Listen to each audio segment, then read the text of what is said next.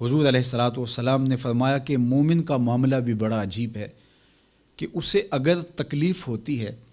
تو اس پر وہ صبر کرتا ہے، یا اسے خوشی ملتی ہے تو اس پر وہ شکر کرتا ہے،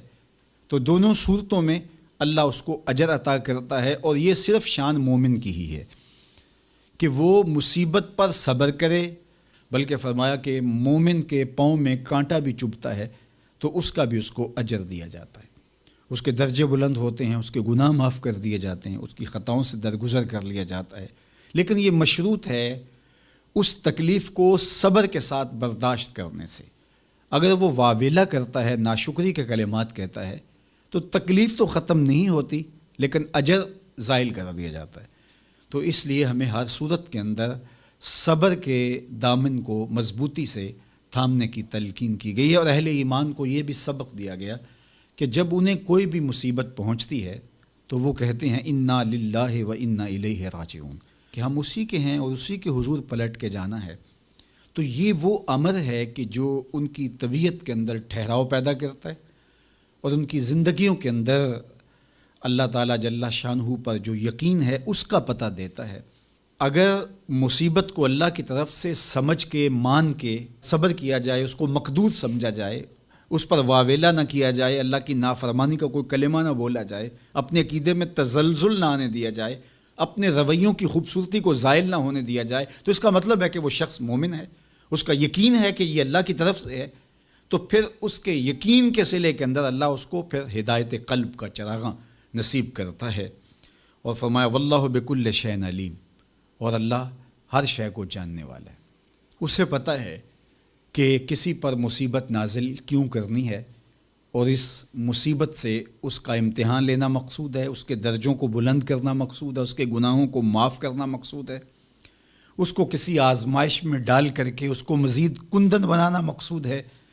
یا اس کا کیا مقصود ہے، اس کو سزا دینا مقصود ہے، یہ اسے پتہ ہے۔ تمہارا رب تمہاری طرف آنے والی جو تکلیفیں ہیں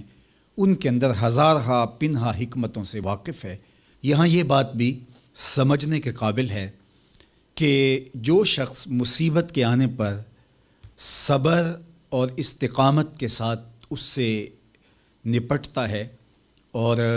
اللہ پر جو اس کا یقین ہے اس میں تزلزل پیدا نہیں ہونے دیتا، کل من عند اللہ، اے محبوب فرما دیجئے جو کچھ ہے وہ تمہارے رب کی طرف سے، یہ اس کا خیال اور فکر ہے کہ یہ میرے اللہ کی طرف سے، تو پھر اس مصیبت کو ٹالنے والا بھی وہی ہے۔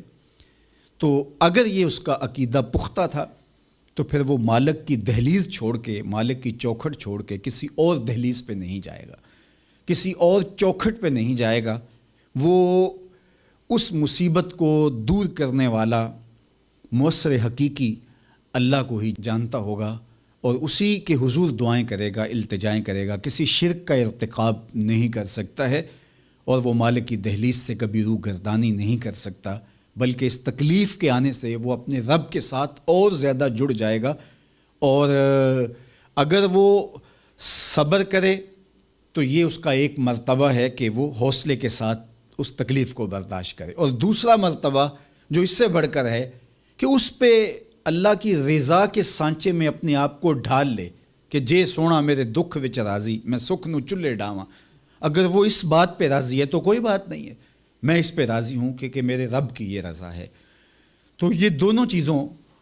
کا مل جانا، یا دونوں میں سے کسی ایک کا مل جانا، یہ اللہ کی طرف سے اس کو دیا گیا انعام ہے جو اس مشکل حالات میں اس کو حاصل ہوتا ہے۔ اب وہ کس کیفیت میں ہے اللہ تعالیٰ اس کو خوب جانتا ہے، کہ وہ اس پہ صبر کر رہا ہے یا اس کا اندر ڈول رہا ہے، اس کا عقیدہ کمزور تھا اور وہ کمزوری کے باعث جو ہے وہ تزلزل کا، تذبذب کا شکار ہو گیا، تو یہ تمہارا رب خوب جانتا ہے۔ تو تمہارے سینے کے اندر چھپی ہوئی کیفیت تمہارے رب کے علم میں ہے۔